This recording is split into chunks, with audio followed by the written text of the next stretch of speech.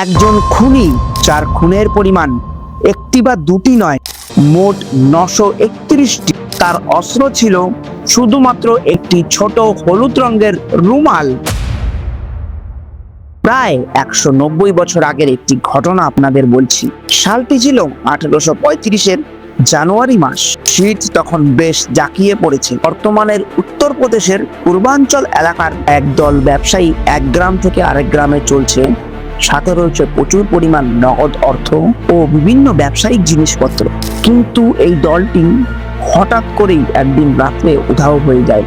পরের দিন সকাল হতে হতেই স্থানীয় পুলিশ থানায় উপস্থিত হয় এই দলেরই দুইজন ব্যক্তি, যারা সেই বিভীষিকা থেকে কোনো মতে নিজেদেরকে ফিরে আসতে পেরেছে, কারণ তাদের ব্যবসায়ী দলকে লুট করেছে তখনকার দিনে ভারতবর্ষের সবথেকে দুর্ধর্ষ এক ডাকাতের দল।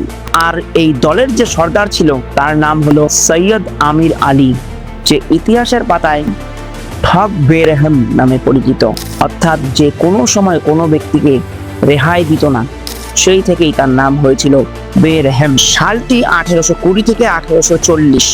তখন গোটা উত্তর ভারতে দাপিয়ে বেড়াচ্ছে গুপ্ত ডাকাতের দল, যাদেরকে সহজ ভাষায় বলা হয় ঠগিন।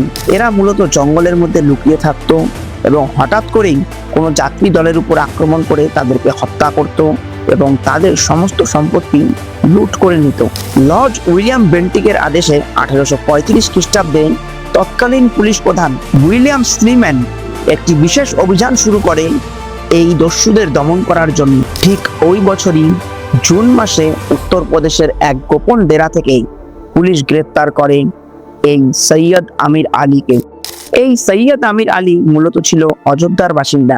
উইলিয়াম স্লিম্যানের ডায়েরি ও চিঠিপত্র থেকে জানা যায় সে নাকি পুলিশের কাছে স্বীকারোক্তি দিয়েছিল মোট 931টিরও বেশি হত্যাকাণ্ডে সে অংশগ্রহণ করেছে এবং তার মধ্যে 125 জন মানুষকে নিজের হাতে তার একটি হলুদ রঙের রুমালের সাহায্যে গলায় ফাঁস লাগিয়ে হত্যা করেছে। যদিও খুব করুণ পরিণতি হয়েছিল এই সৈয়দ আমির আলীর। যখন তাকে গ্রেপ্তার করা হয় তখন তার বয়স ছিল 75 বছর। মধ্যপ্রদেশের জব্বলপুরে একটি অন্ধকার জেলের মধ্যে সে তার শেষ জীবন কাটিয়েছিল এবং সেখানেই তাকে ফাঁসি দেওয়া হয়। চ্যানেলটিকে সাবস্ক্রাইব করার জন্য আপনাকে ধন্যবাদ। আর আপনি যদি এখনো না করে থাকেন তাহলে অবশ্যই চ্যানেলটিকে সাবস্ক্রাইব করবেন। চ্যানেলটিকে সাবস্ক্রাইব করার জন্য আপনাকে ধন্যবাদ।